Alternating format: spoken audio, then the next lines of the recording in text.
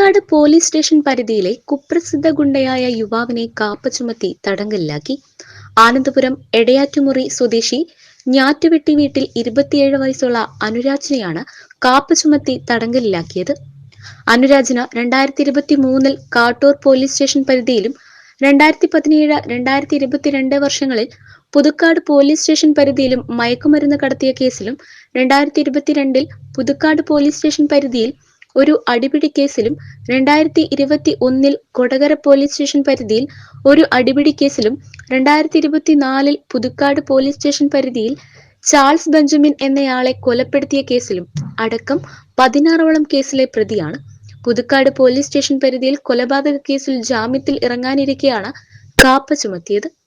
Thrissur rural ജില്ലാ police മേധാവി V Krishnakumar നൽകിയ ശുപാർശയുടെ അടിസ്ഥാനത്തിൽ ജില്ലാ കളക്ടർ അർജുൻ പാണ്ഡ്യനാണ് അനുരാജിനെ 6 മാസത്തേക്ക് കാപ്പ ചുമത്തി ഉത്തരവ് പുറപ്പെടുവിച്ചത്.